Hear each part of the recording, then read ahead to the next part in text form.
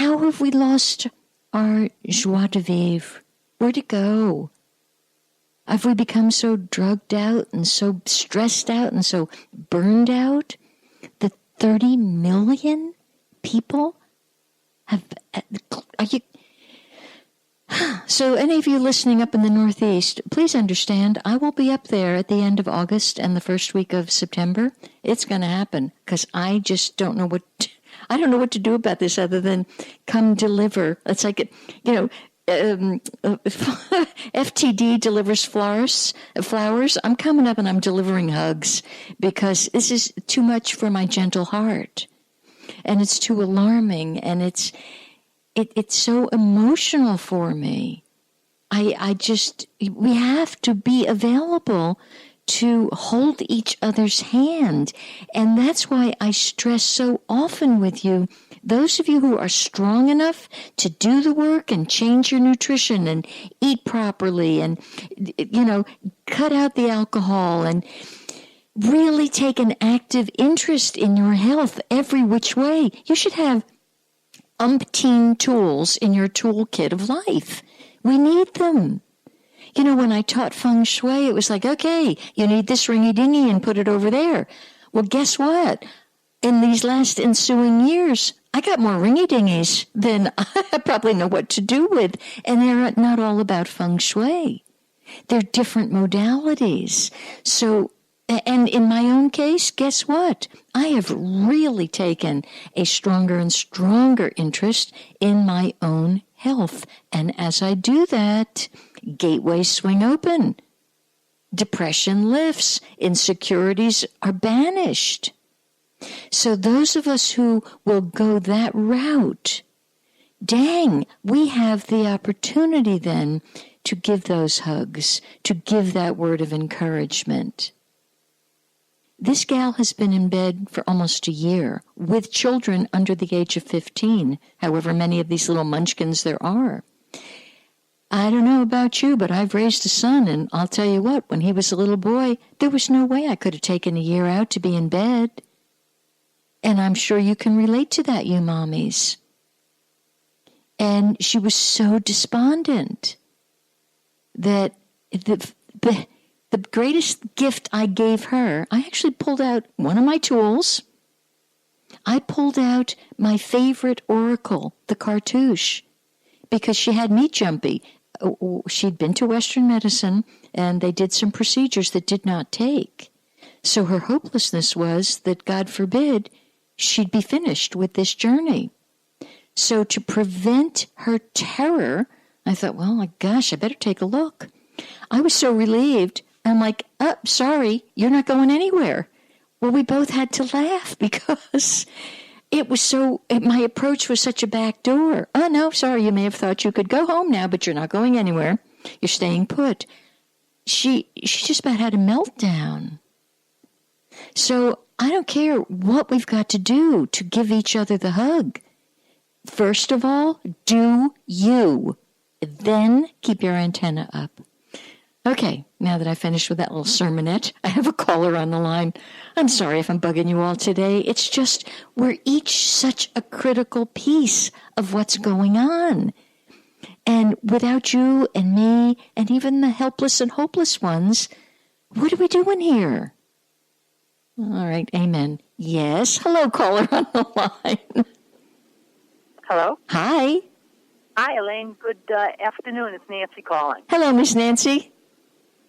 So it's interesting because you said there's been some change in the last few days, and I have definitely felt something in the past few days. Almost, it's not like I'm sick. I just feel a little off. I just don't feel quite right. Mm-hmm.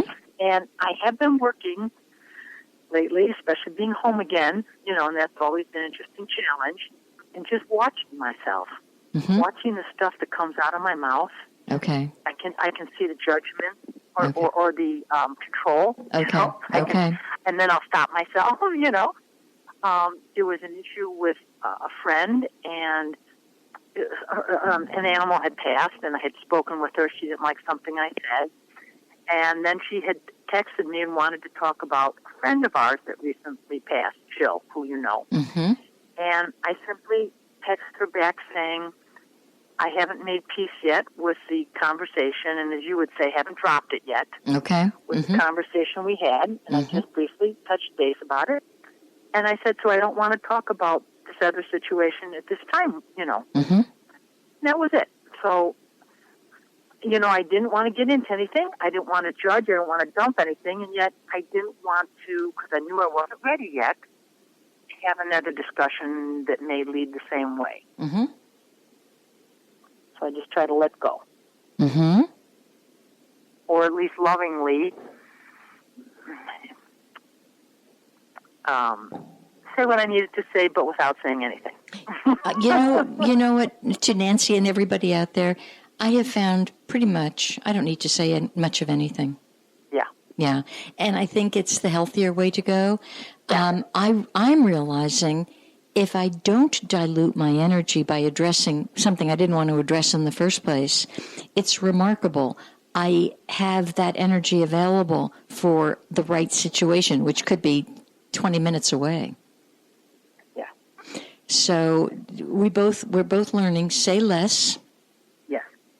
And, I think we'll have a little chat maybe tomorrow. How's that? Okay. Okay, sounds good. Okay, good. Welcome home. Thank you. Okay. Thank you. Oh, I'm not home yet. I'm still here. Oh, you're still, which here? East Coast or middle of the country? Middle of the country. Okay. Yeah. Yeah, we'll have a chat. Okay. Okay. Take care. Bye. Here's another thing that, honest to goodness, you would think I was addicted to this radio station. I'm normally coming up here. I absolutely have nothing on. But for some reason, you all needed a lot of this stuff, which I thought, because it tapped into something that was happening to me over the weekend on a humongous learning curve, which is why I will be taking this information to the Northeast. It's so huge and not really, I can't even process it yet. But at any rate, NPR had to say this about, they interviewed a guy from Germany, a scientist, a microbiologist, who was talking about the microbes that live on your kitchen sponges. Now, I've heard this before. Some of you have heard it before.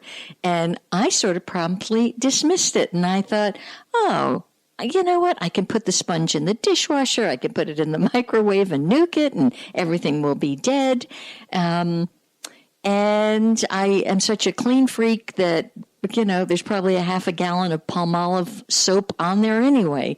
So what he had to say was, your microwave and your dishwasher actually could possibly be doing more damage, and they're making some of the bacteria that's living on these things worse. I'm like, oh my gosh. And again, the interviewer was very good with this guy, and kind of like, what's a girl to do kind of thing. And so here's what this guy humbly suggested. And I'm going to say that to the very end. I could picture when you see all the porous little openings in a sponge, can't you just kind of envision these colonies of critters just having a field day in there, one feeding on the other, off the other, and any little food particle that's trapped in there? The vision was so grim, but it certainly left an imprint. And so now I will be doing exactly what he said, although I actually don't use a sponge that often. I use an old-fashioned thing called a dishcloth, and I wash it every day. So here's what he suggested for you spongers. He suggested that you get rid of them at least every 10 days, at least. And if I were going to go back to the old sponges, and my mom used a sponge when we were growing up, I can remember thinking back now, those sponges could be around for about a year and a half until they totally disintegrated. And nobody ever thought of throwing them away or thinking, what could possibly be living in there?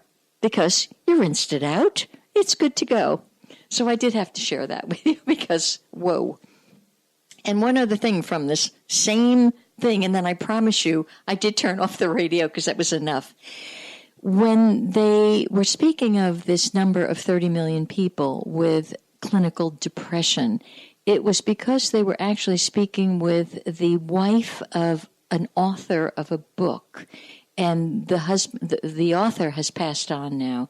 The book is called, I think it's just come out, Playing Hurt, Hurt, by John Saunders. John was a sports commentator.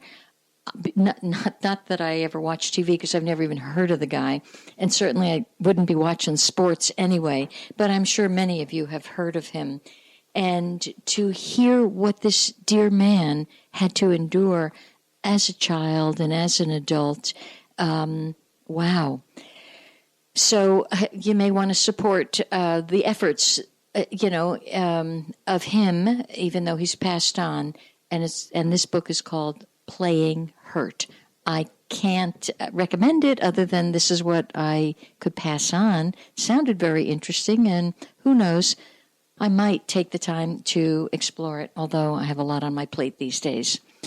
So, at any rate, this thing that I went to over the weekend, it was a training period, and it was a remarkable training period, and it had to do with health and remaining well, and there were doctors and lawyers and scientists and physicists and nurses and school teachers and people representing Western modalities and alternative modalities and normal people like a realtor and your neighbor next door and the gal that's a track runner, etc. And they all came to share some of their experiences, and it was very, very elevating and inspiring. And during the session, I met, I am not one to particularly enjoy these the lunches and the dinners and things like that. If I'm with a large group of people, and this was over 200 people, I want to kind of back off and go to my room and just push a reset button and have a protein drink, right?